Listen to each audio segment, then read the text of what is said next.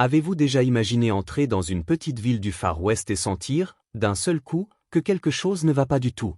Ce n'est pas seulement une histoire, mais un secret que tu n'oublieras jamais. Veux-tu découvrir d'autres secrets comme celui-ci?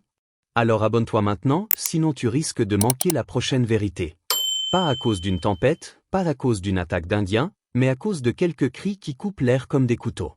C'est ce qui arrive à Rowan ce jour-là. Il marche dans la poussière, il veut seulement acheter du matériel et repartir vers son ranch, mais les hurlements et les rires sauvages qui viennent de la place du marché l'arrêtent net. Que feriez-vous, vous, si vous entendiez ces cris? Vous partiriez vite, ou vous iriez voir? Rowan s'avance, le cœur lourd, et là il voit une scène que personne ne devrait voir. Au centre d'une foule sale et excitée, 5 femmes apaches sont pendues la tête en bas à une grosse poutre de bois. Leurs bras pendent, leurs cheveux touchent presque le sol, leurs corps sont couverts de marques de fouet et de bleu. On dirait que quelqu'un a voulu faire d'elles une leçon de peur pour toute la ville. Avez-vous déjà vu une injustice si grande que votre corps entier se fige? Rowan sent un frisson courir dans son dos, mais ce n'est pas seulement la cruauté qui le glace. Sur le poignet de l'aîné, il aperçoit un tatouage, un oiseau aux ailes ouvertes, le tonnerre oiseau, symbole sacré des Chiricahua. Le même dessin est gravé sur sa propre peau depuis 5 ans, depuis le jour où une femme de ce peuple l'a tiré d'une maison en flammes et lui a sauvé la vie. Comment oublier une dette pareille? Comment tourner le dos à ce signe du destin? Pour Rowan, ce n'est plus un simple marché d'esclaves, c'est un jugement. Soit il ferme les yeux, soit il paie enfin ce qu'il doit à cette famille qu'il ne connaît même pas. Il s'approche du marchand d'esclaves, la voix basse mais ferme, et demande « Combien pour les 5 ?» L'homme le regarde comme un vautour. « Toute ta vie ne suffirait pas à les payer, » dit-il. Rowan ouvre pourtant sa bourse en cuir et renverse sur le sol chaque pièce qu'il a économisée pendant des années. Le bruit de l'argent qui tombe ressemble à des chaînes qui se brisent. Et vous, à sa place, auriez-vous tout donné pour 5 inconnus, juste à cause d'un tatouage et d'un vieux souvenir qui brûle encore dans le cœur? Avez-vous déjà senti, juste avant de parler, que toute une foule attend votre réponse comme des loups prêts à sauter? C'est exactement ce qui arrive à Rowan quand il se tient devant le marchand d'esclaves. La poussière retombe encore autour des pièces d'argent qu'il vient de jeter au sol, et tout le monde le fixe comme s'il venait de perdre la raison. Après tout, qui donnerait toutes ses économies pour 5 femmes qu'il ne connaît pas? Seriez-vous capable de faire ça, vous? Le marchand, un homme avec un sourire sale et des yeux froids, regarde Rowan comme on regarde un animal blessé. Il dit, pour les 5? Impossible. Personne ne peut payer ça. Pourtant, Rowan ne bouge pas. Il ne recule pas d'un pas. Il garde les yeux fixés sur les femmes encore pendues la tête en bas, comme si chaque seconde qui passe les tuait un peu plus. Et là, quelque chose change dans l'air. Le silence se fait, un silence lourd, presque dangereux. Vous connaissez ce moment, celui où tout le monde regarde le même geste, prête attention au moindre mouvement?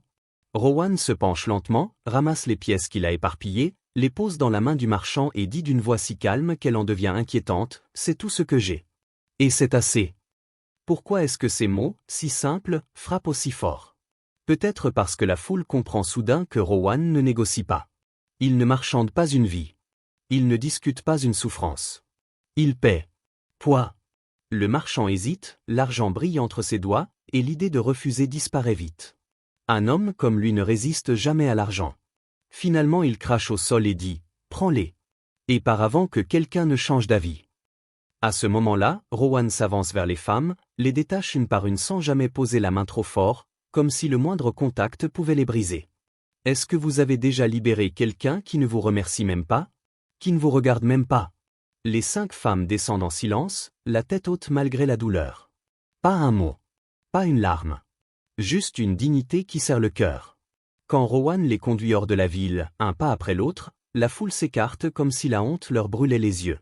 Et vous, qu'auriez-vous fait en voyant un homme risquer tout ce qu'il possède juste pour sauver 5 inconnus? Est-ce de la folie, ou est-ce la dernière forme de courage qui existe encore dans ce monde? Avez-vous déjà passé une nuit où chaque bruit semble être une menace, où même le vent paraît surveiller vos pensées? C'est exactement ce que Rowan vit cette première nuit après avoir libéré les 5 femmes apaches. Le soleil tombe derrière les montagnes et la lumière rouge s'éteint lentement, laissant place à un désert si silencieux que même la respiration semble trop forte. Rowan les ramène jusque chez lui, un petit ranch perdu dans l'immensité, une maison qui n'a connu que la solitude pendant des années. Et pourtant, ce soir-là, cette solitude se transforme en une tension presque vivante. Vous avez déjà ressenti ce moment où vous n'êtes pas sûr d'être le bienvenu, même chez vous? Rowan les aide à descendre du cheval, il défait les cordes de leurs poignets sans jamais les toucher trop longtemps, comme s'il avait peur d'aggraver leurs blessures. Les femmes ne disent rien. Elles ne le regardent même pas. Elles se tiennent droites, fatiguées, meurtries, mais avec une force froide qui impose le respect. Rowan allume un feu, chauffe de l'eau, pose des bandages sur la table. Sa voix est simple, sans pouvoir ni ordre, vous êtes en sécurité ici. Reposez-vous. Mais comment se reposer après avoir été suspendus comme des bêtes? Après avoir été vendus comme des objets? Une question que vous vous poseriez sûrement aussi. Rowan sort sur le porche, s'assoit avec son fusil, les yeux fixés dans l'obscurité, les oreilles prêtes à attraper le moindre souffle venant de l'intérieur. Il ne sait pas si elles vont s'enfuir ou s'il doit craindre une lame dans le dos. Pendant ce temps, dans la maison, les murmures commencent enfin.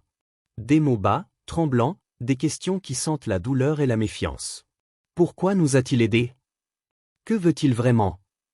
Peut-on lui faire confiance? Et vous, à leur place, auriez-vous confiance en un homme blanc qui vous libère sans rien demander? Ou penseriez-vous qu'il cache quelque chose? La nuit devient de plus en plus froide, et Rowan reste éveillé, figé entre deux peurs, la peur de les perdre et la peur qu'elles le prennent pour un ennemi. Cette nuit-là, sous un ciel sans lune, ils ne sont encore que des étrangers, mais quelque chose d'invisible commence à se former. Une menace commune, un passé qui brûle encore, et un lien que personne ne comprend vraiment. Avez-vous déjà eu la sensation que le destin vous observait en silence, juste avant de changer votre vie sans prévenir? C'est exactement le souffle qui traverse cette nuit-là au ranch de Rowan. Avez-vous déjà vu un silence si lourd qu'il en dit plus que des cris? C'est ce qui se passe quand les 5 femmes s'assoient près du feu cette nuit-là, leur corps encore marqué par la torture, mais leurs yeux pleins d'un autre type de douleur, plus profond, plus dangereux. Rowan, assis dehors avec son fusil, entend quelques mots filtrés à travers la porte, juste assez pour lui couper la respiration. Nos enfants, où sont-ils? Avez-vous déjà entendu une mère parler avec une voix brisée, mais déterminée comme du fer? Ça, l'aîné, raconte à ses sœurs que 15 enfants ont été enlevés 3 jours plus tôt, arrachés au village pendant que les hommes étaient tués ou dispersés. Et là, vous sentez quelque chose se lever en elle, quelque chose que même la douleur ne peut pas écraser, l'instinct d'une mère. Peut-être que vous l'avez déjà vu, cet instinct-là, celui qui transforme la peur en force. Naïma dit que leur village n'existe plus, que les Slavères ont tout brûlé, qu'il n'y a plus personne à appeler. Amita explique qu'ils ont emmené les enfants vers le sud, vers les terres où les lois ne valent rien. Et la plus jeune, Kia, murmure une phrase qui glace le sang, « Si nous mourons, qui les retrouvera ?»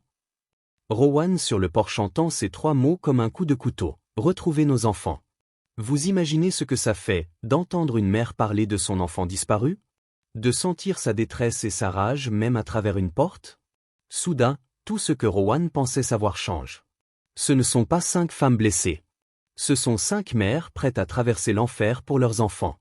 Vous, si quelqu'un prenait votre enfant, que feriez-vous? Vous arrêteriez-vous? Ou marcheriez-vous jusqu'au bout du désert comme elle? Quand ça sort enfin dehors pour lui parler, elle ne demande ni aide, ni merci. Elle demande une vérité.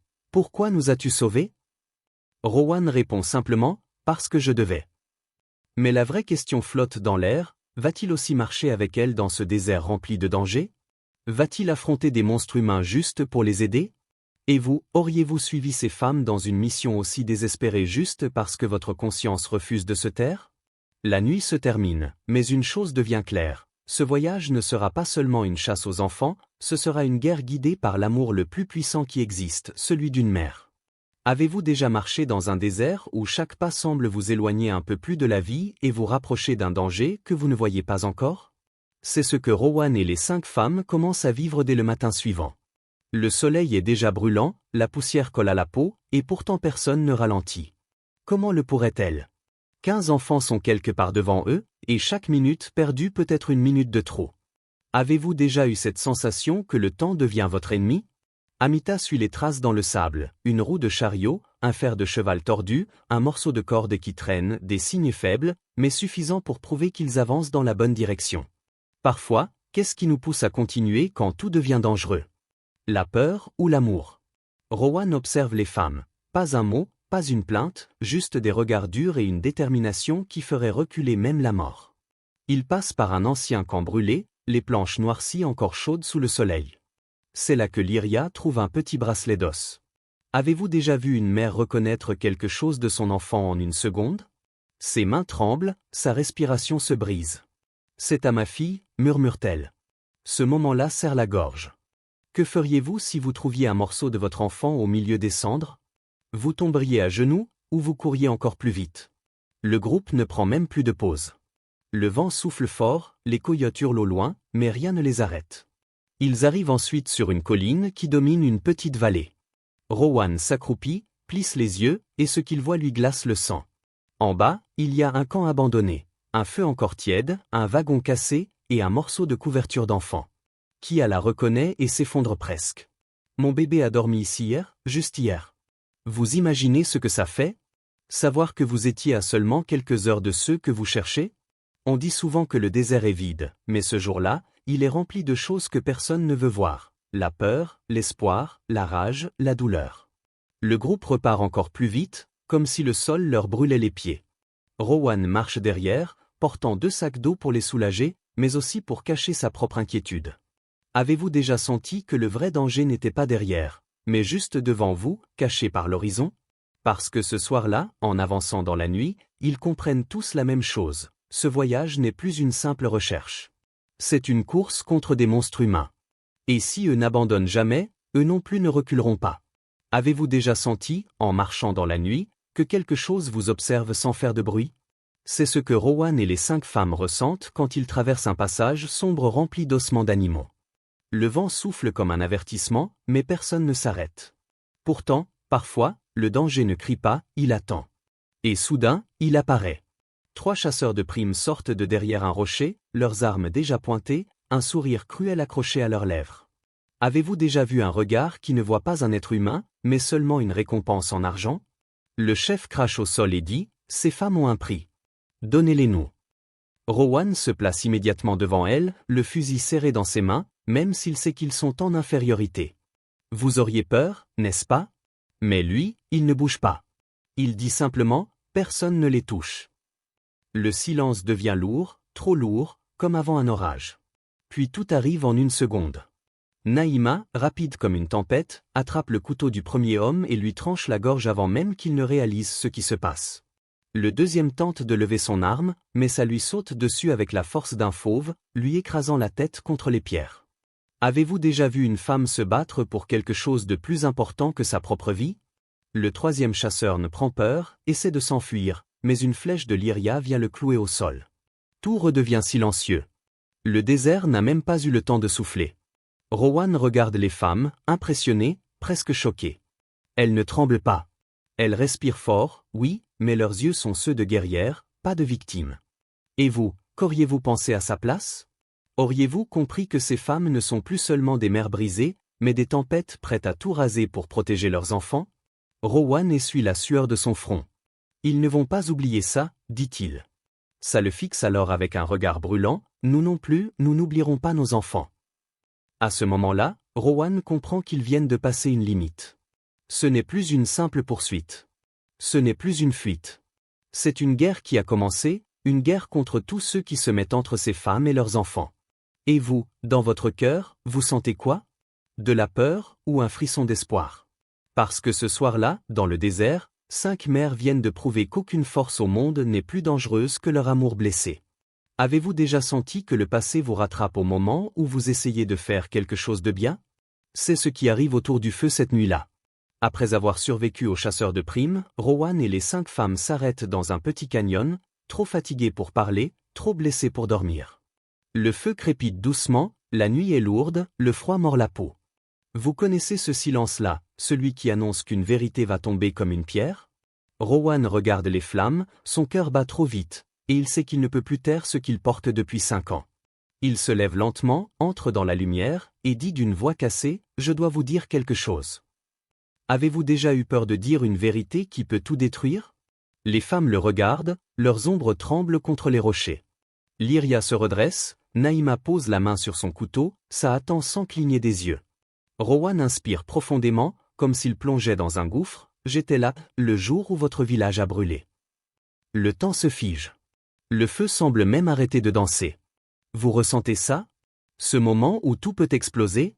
Rowan explique qu'il était jeune, qu'il pensait suivre une simple mission contre des raiders, jusqu'à ce qu'il comprenne que c'était un massacre. Il avoue avoir vu des maisons brûlées, des enfants être emmenés, des anciens tués. « Je n'ai touché personne, dit-il, mais je n'ai rien fait pour arrêter. » Et vous, auriez-vous pardonné un homme qui avoue avoir assisté à la destruction de votre monde? La respiration des femmes devient lourde, dangereuse. Naïma serre son arme. Lyria se met debout d'un bond. Kia tremble. Mais ça, elle, reste parfaitement immobile. Rowan continue, sa voix brisée. Quand j'ai compris, mes propres compagnons m'ont battu, brûlé, laissé mourir dans le feu. Et celle qui m'a tiré de là, était une femme de votre peuple. Peut-être, votre mère. Il soulève alors sa manche et montre le tatouage du tonnerre oiseau, marqué au fer rouge. Un symbole sacré, un symbole qui ne ment jamais. Les 5 femmes le regardent, et dans leurs yeux, il n'y a ni pardon, ni haine pure, juste un choc profond, une douleur réveillée. Avez-vous déjà vu 2 vérités se heurter comme 2 pierres qui font des étincelles? Ça s'avance enfin, ses yeux plus froids que la nuit. Et elle dit une phrase simple, mais qui frappe comme une flèche, « Tu n'es pas mort dans le feu, alors tu vivras pour payer. » Ce n'est pas une menace. C'est une sentence. À ce moment-là, Rowan comprend qu'il n'est plus seulement un guide. Il devient un homme lié à elle par la faute, par la douleur, et par une promesse qu'il devra tenir jusqu'au bout. Et vous, que ressentiriez-vous si votre vie ne vous appartenait plus? Une peur sourde? Ou un étrange sentiment de justice? Avez-vous déjà senti votre cœur battre si fort que vous entendez presque son écho dans vos oreilles? C'est ce qui arrive au groupe quand ils repartent à l'aube, avec la vérité de Rowan encore suspendue au-dessus d'eux comme une ombre. Ils ne parlent pas. Ils ne se regardent même pas. Mais ils marchent, encore et toujours, comme si le désert lui-même les poussait en avant.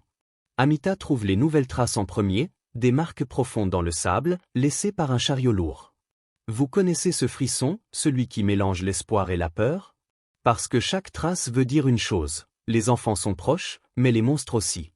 Ils traversent une vallée rouge où le soleil semble brûler les os, puis une crête de pierre où le vent hurle comme un animal blessé. Sur le chemin, ils trouvent des restes qui brisent le cœur. Une petite chaussure, une poupée cassée, un morceau de tissu avec des motifs apaches. Avez-vous déjà vu un objet minuscule devenir une preuve immense? Kia le prend contre elle, comme si elle portait son enfant dans ses bras. Le silence devient lourd. Rowan sent leur douleur comme si c'était la sienne. Et puis, soudain, ils entendent un bruit différent, un grondement profond, comme un souffle mécanique. Le bruit d'une machine interdite dans ces terres, un vieux transporteur à vapeur utilisé par les trafiquants. Rowan les guide vers un promontoire rocheux, quand ils regardent en bas, le souffle se coupe. Dans le canyon étroit, il y a un ancien fort militaire abandonné, entouré par des mercenaires. 2 gros chariots sont garés devant la porte. Et derrière les murs, le son le plus déchirant du monde, des pleurs d'enfants. Avez-vous déjà senti la fureur monter dans votre ventre tellement vite que vous en tremblez? Lyria serre son arc. Naïma sort sa lame. Nos enfants sont là, dit-elle, sa voix basse comme un grondement. Rowan fait vite le compte des hommes, au moins 12, armés, organisés. Il sait qu'une attaque directe serait un suicide. Vous feriez quoi, ou, si vos enfants étaient retenus derrière un mur? Foncer tête baissée, ou réfléchir une seconde de plus? Rowan murmure, si vous mourrez ici, qui les ramènera? Ça le fixe longuement. Pour la première fois depuis sa confession, elle ne le regarde plus comme un ennemi, mais comme un homme utile. Tu as un plan? Rowan acquiesce. Attaquer par 3 côtés. Faire exploser un baril pour créer la panique. Faire entrer 2 femmes par le nord. 2 autres par l'arrière. Lui, attirer l'attention. Une attaque rapide, violente, précise. Le genre d'attaque dont on ne réchappe pas si on hésite une seule seconde. Avez-vous déjà été à un moment où toute votre vie repose sur une seule décision? C'est exactement ce qui se joue ici. Le soleil commence à descendre derrière les rochers, et Rowan sait une chose. La nuit qui arrive décidera si 15 enfants reverront le jour, ou si le désert les avalera pour toujours. Avez-vous déjà cru que tout était enfin fini, juste avant que le pire n'arrive?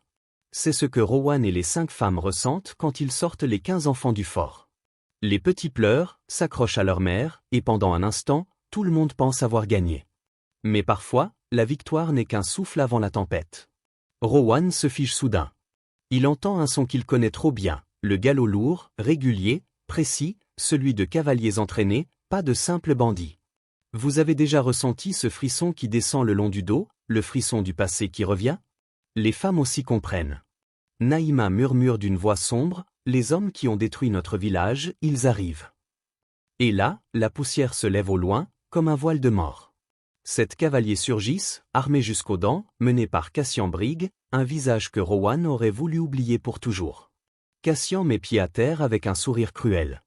Rowan, tu ne devais pas mourir, dit-il, avant de regarder les femmes et les enfants comme on regarde de la marchandise.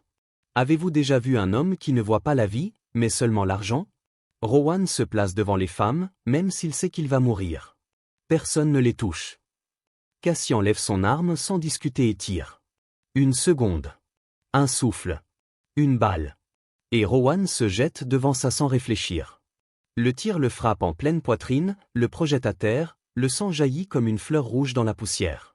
Avez-vous déjà vu quelqu'un se sacrifier sans réfléchir, juste par instinct? Ça pousse un cri déchirant, tombe à genoux et le prend dans ses bras. Son regard change. La douleur laisse place à quelque chose d'autre, quelque chose d'ancien et de sacré. Le symbole du tonnerre oiseau sur son poignet semble presque briller sous la lumière du feu qui brûle encore derrière eux. Naïma murmure, le pouvoir de nos mères. Et soudain, ça pose sa main sur la blessure de Rowan. Une lumière douce, bleue, glisse sous sa paume, comme un souffle d'esprit ancien. Ce n'est pas un miracle. C'est la force des ancêtres. Avez-vous déjà vu la frontière entre la vie et la mort s'ouvrir juste un instant? Pendant que ça lutte contre la mort, les autres femmes se lèvent comme 5 tempêtes. Lyria décoche une flèche qui traverse la gorge d'un mercenaire.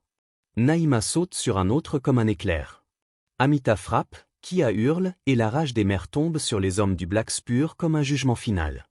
Cassian comprend trop tard que ce n'est pas une bataille. C'est une sentence. Une par une, ces hommes tombent. Le désert ne garde que le bruit du vent quand tout est fini. Ça retire enfin sa main du torse de Rowan. Son souffle revient, faible mais réel. Et vous, auriez-vous cru que des femmes blessées, brisées, torturées, deviendraient les guerrières que même la mort hésite à affronter? Parce que cette nuit-là, dans le sable rouge, quelque chose se scelle pour toujours. Rowan n'est plus seulement un homme pardonné. Il devient un homme lié à elle par la vie, par le sang, et par un destin qu'aucune balle ne peut arrêter. Avez-vous déjà vu un endroit renaître alors qu'il n'y avait plus rien, juste du sable, du sang et un peu d'air chaud? C'est exactement ce qui arrive après la bataille.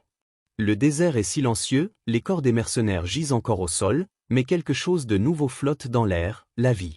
Rowan, blessé mais vivant, est ramené au ranch par les 5 femmes. Et là commence quelque chose que personne n'aurait pu imaginer. Avez-vous déjà vu des gens qui étaient des ennemis devenir une famille sans même le vouloir? Pendant des jours, les femmes soignent Rowan, préparent des plantes médicinales, changent les bandages, surveillent son souffle. Les enfants, eux, courent partout, rient, jouent pour la première fois depuis longtemps, transformant ce ranch autrefois vide en un lieu plein de chaleur. Rowan regarde ses 15 petits visages courir sous le soleil et se dit que peut-être, pour la première fois, il n'est plus seul. Et vous, avez-vous déjà senti que votre vie trouvait enfin un sens après tant de douleur? Les femmes comprennent qu'elles n'ont plus de village où retourner. Naïma dit simplement, notre passé a brûlé. Mais ici, nous pouvons recommencer. Rowan leur répond sans réfléchir, alors restez. Ce ranch n'a jamais eu de famille. Maintenant, il peut être votre maison. Le vent souffle doucement, comme pour approuver. Ça regarde le ciel rouge du matin et murmure, la maison de l'aube. Un nom qui ressemble à un nouveau début. Avez-vous déjà vu un endroit se remplir d'âme en quelques jours? Rowan apprend aux enfants à monter à cheval, à tendre une corde, à réparer une clôture. Ça leur enseigne à lire les traces dans le sable, à écouter le vent, à respecter la terre. Naïma entraîne les plus grands à tirer à l'arc. Amita soigne les plus jeunes avec des plantes. Lyria et Kia s'occupent des bébés, les tiennent contre elle la nuit quand ils ont peur. Et petit à petit, quelque chose de rare apparaît, la paix. Une paix simple, fragile, mais réelle. Un soir, sous un ciel sans lune, Rowan et ça se tiennent sur la colline derrière la maison. Il n'y a pas de fête, pas de mots compliqués. Juste 2 êtres fatigués qui se regardent comme si le monde entier venait enfin de ralentir. Je ne mérite pas tout ça, murmure Rowan. Ça pose sa main là où la balle est passée. Personne ne mérite la paix. On la construit chaque jour, avec les mains et avec les cicatrices. Avez-vous déjà compris que l'amour ne tombe pas du ciel, qu'il se fabrique avec la douleur et la volonté? Le lendemain, une pluie fine, rare comme un miracle, tombe sur leur maison. Les enfants courent dessous en riant, Sa et Rowan les regardent sans un mot. Parce que parfois, le bonheur ne fait pas de bruit. Cette petite pluie dit une chose simple, même les terres brûlées peuvent refleurir. Et vous, au fond de votre cœur, vous savez peut-être la vérité que cette histoire porte. L'espoir ne disparaît jamais tant qu'une seule main reste tendue vers la lumière. Ici, dans la maison de l'aube, ils ont trouvé quelque chose que le désert ne peut pas voler, une seconde vie. Une vie choisie. Une vie reconstruite. Et c'est peut-être le plus beau miracle du Far West. Avez-vous senti ce frisson courir dans votre dos pendant cette histoire? Ce moment où le désert respire, où la mort passe tout près, où la vie ne tient qu'à un fil. Si oui, alors ne partez pas maintenant. Parce que les terres du Far West n'ont pas encore livré tous leurs secrets. Et vous, oui vous, là derrière l'écran, dans quelle ville regardez-vous cette histoire? Paris, Lyon, Marseille, ou peut-être un petit village aussi silencieux que le désert la nuit? Dites-le moi dans les commentaires. Et surtout, écoutez bien, ne quittez pas cette page sans vous abonner. Car la prochaine histoire que je vous raconterai pourrait vous surprendre encore plus que celle-ci. Peut-être plus sombre. Peut-être plus vraie. Peut-être plus dangereuse. Alors cliquez sur s'abonner maintenant, avant que la poussière du Far West ne vous rattrape à votre tour.